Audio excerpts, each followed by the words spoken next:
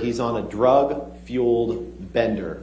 He's hanging out with Marilyn Manson. He's getting drugs from his assistants who are enablers. Again, there's a reason you didn't hear them testify in this trial. When fans started asking why Amber's friends were not appearing in court to support her, Amber's team mischaracterized fans' statements against Amber and used them on Johnny Depp. Here, Amber's lawyer says there's a reason why his assistants did not testify in court, but honestly speaking, we've heard from Johnny's longtime friend. From his ex-girlfriend, some of the people who worked for him, and all of them came to court. Even Ben King traveled all the way to Virginia to support Johnny. But where were Amber's friends? Where was her assistant? Her bodyguards? None of them were present. It was either videos recorded back in 2019 and 2020, but no one except her sister was there for her in the present. The statement should be, there's a reason why no one who is close to Amber is testifying for her. This isn't the first time Amber's team has fooled the jury by using statements from Johnny's side against Amber and twisted them into their own defense. And there's been testimony about what happened to cut the finger off, but frankly, it's irrelevant to your deliberations here. Amber could have chopped it off with an axe, and it has nothing to do with whether or not Mr. Depp abused her. Just like she fired her PR, she should have fired this lawyer a long time ago. And I honestly don't know why she didn't. He's justifying the fact that Amber maimed Johnny for the fact that he abused her. Something that is now in the clear that he didn't. She claims that he banged a plastic phone on the walls and that's how he cut his finger, and after, then he started assaulting her with a broken bottle. How is that even possible? This man, if he had cut his hand like the pictures shown in court, then he must have been in crazy pain. So would he have continued assaulting her with a gushing and painful injury like that? She claimed she didn't feel pain from the broken bottle and that she never went to the hospital for treatment because honestly speaking, if what she said was anywhere near the truth, she would have needed instant medical help, but instead it's Depp. See being rushed to the hospital with Amber even apologizing the next morning for hurting him. Not enough glass on the floor, that there's no handle of vodka on the floor.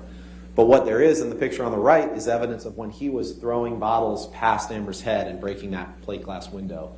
It's like every word coming out of his mouth is a twisted version of Johnny's story now being used to support Amber. Amber's attorney talks about how Johnny throws the bottles over Amber's head when it's been revealed by Amber herself that she usually throws bottles. You don't fight for me. You don't fight when there's a problem. You don't. True. I'm not the one who fucking throws fucking pots and Those are different. That's different. Fucking else at me. That's different. Just because I've thrown pots and pans does not mean that you come and knock on the door. Just because there are vases does not mean that you... In this audio recording, Amber admits that she throws stuff, but he doesn't fight that. That Johnny is a coward just because he doesn't like getting physical with her, and that's why when she starts throwing pots, he leaves the room, which infuriates her more. Now, why is Amber's attorney hinting that it's Johnny who throws stuff when we all know by now that it's not him but Amber herself? Don't. You fucking hit me last night. You fucking... You can't run away every fight. You can't. It's easy. It's not brave. It's not strong. I don't want to, because I don't want to fucking fight. You run away every single fight. She admitted to it herself in an audio recording in court. How are we expected to believe that Johnny was the physical one in the relationship when it's quite obvious he was the cowardly one who ran away whenever confrontation with his wife started? This man was just scared that he would get hurt from all the flying pots and bottles that he always ran away and hid during fights. But he runs up the stairs, and Miss Enriquez is standing on the precipice of the stairs, and Amber admitted that when she thought he was about to push her down the stairs, as he's grabbing at her and Amber with his free hand and trying to club them with the casted hand, that she said, "I punched him square in the face." Not him using the fakest story in all of Amber's fake stories. This is the infamous staircase story where Amber claims Johnny bolted up the stairs and pushed her sister, and that's when Amber punched him square in the face. Don't even wait for any other... I don't hesitate. I don't wait. I just, in my head, instantly think of Kate Moss and the stairs, and I swung at him. But then her sister Whitney took to the stand and claimed that Johnny came from behind her and punched her, and that's when Amber clocked him square in the face. Amber says Johnny pushed her sister. The assaulted sister says that Johnny hit her, so which is which? Did he push Whitney or did he hit her? Amber said that when Johnny pushed her sister, all she could think about is how he had pushed Kate Moss. And that's when for the first time since she got together with Johnny, she punched him. But those two are also lies, lies and lies again. The first lie is that Johnny pushed people downstairs, but we know Johnny never pushed anyone down any stairs. The alleged victim of the staircase fall, Kate Moss, testified that she was never pushed down any stairs. Left the room, I slid down the stairs and I hurt my back.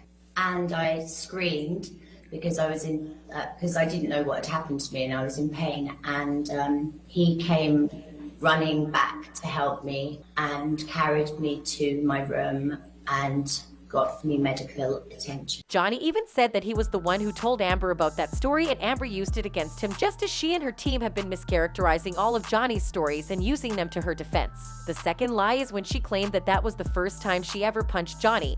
We've heard her very clearly telling Johnny that she didn't hit him but rather punched him, which means that that wasn't the first time she had punched him.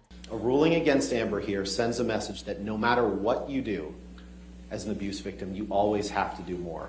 No matter what you document, you always have to document more. No matter whom you tell, you always have to tell more people. No matter how honest you are about your own imperfections and your own shortcomings in a relationship, you need to be perfect in order for people to believe you. However way you listen to this speech, it simply needs a change of name from Amber to Johnny. It would have been a perfect, honest speech if the attorney had started with ruling against Johnny, because honestly speaking, Johnny is the one who has had to got through all the trouble just to be heard. He has had to appeal over and over again before a court all the way in Virginia decided to grant him a chance to prove himself. For someone who has managed to live a secretive life in Hollywood, something that's such a hard thing to do for celebrities, he has had to air his dirty laundries for the entire world to see just because he needed his voice to be heard.